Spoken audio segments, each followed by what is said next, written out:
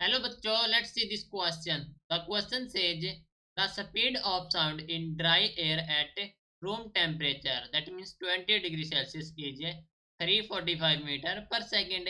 Assuming air is composed of 4 part of nitrogen and 1 part of oxygen in volume. Calculate the velocity of sound in oxygen at NTP. Given the density of oxygen and nitrogen at NTP are in the ratio of 16:14 respectively. तो question में कहा गया है कि जो speed of sound है in dry air जो कि रूम टेम्परेचर पे है 345 मीटर पर सेकेंड है। सो अज्यूम करना है एयर है हमारे पास compose of 4 part of nitrogen and 1 part of oxygen in volume. ठीक है, वॉल्यूम का जो रेशियो दे रखा है वो 4 पार्ट ऑफ नाइट्रोजन और 1 पार्ट ऑफ ऑक्सीजन है। ठीक है, तो कैलकुलेट करनी है the velocity of sound in oxygen at NTP, जहां पर गिवन है कि जो डेंसिटी ऑफ ऑक्सीजन है एंड नाइट्रोजन है at NTP in the ratio of 16:14। तो इस क्वेश्चन के लिए हमारा की कॉन्सेप्ट यूज हो रहा है, that is the speed of sound. Speed of sound. So according to the given condition कहा गया है कि एयर है कंपोज है 4 part of nitrogen and 1 part of oxygen in volume. ठीक है, तो वॉल्यूम में है तो ये हो जाएगा हमारे पास जो रॉ ऑफ एयर कितना हो जाएगा, कॉम्बिनेशन 4 पार्ट ऑफ नाइट्रोजन। तो नाइट्रोजन के लिए हम लेते हैं 4 part, that is 4x into में रो ऑफ एन नाइट्रोजन। ठीक है, that is the density into volume, ये मास हो गया एयर के लिए, प्लस से 1 पार्ट ऑफ ऑक्सीजन। तो ये हो जाए हमारे पास x into rho of O divide by 4x plus x।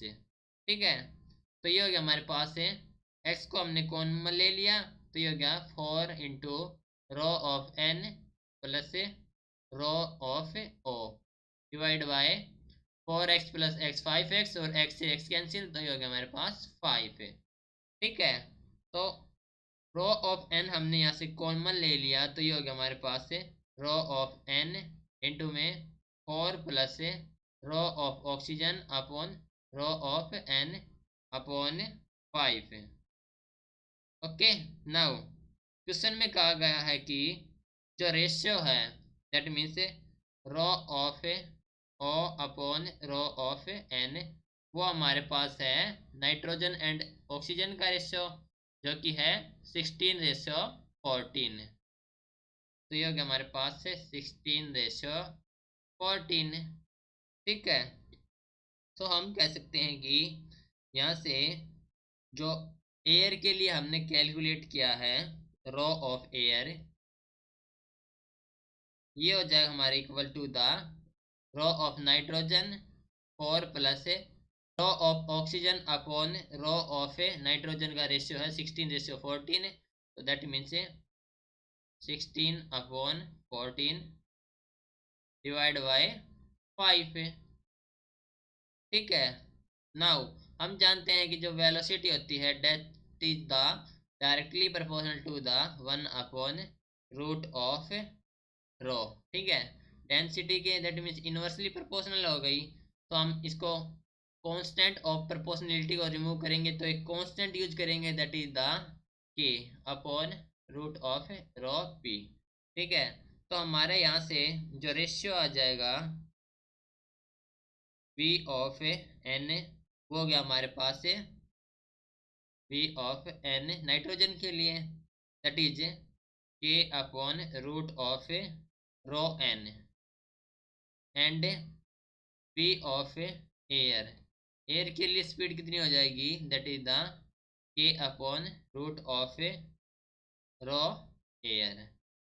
ठीक है, दैट मीन्स इसको जो हम रेशियो निकालेंगे V of n upon V upon air, यानी कि नाइट्रोजन एंड एयर का रेशियो निकालेंगे, तो ये हो जाए हमारे पास V of nitrogen upon V of air that is equal to the ये k upon root of rho n है, k upon root of rho air है, तो इनका जो के से के कैंसिल हो जाएगा तो ये रेसिप्रोकल हो जाएगा, तो that is root of rho air का अपॉन रूट ऑफ रो हमारे पास हो जाएगा एयर का हो गया, एंड ये हो जाएगा हमारे पास से नाइट्रोजन के लिए, राइट।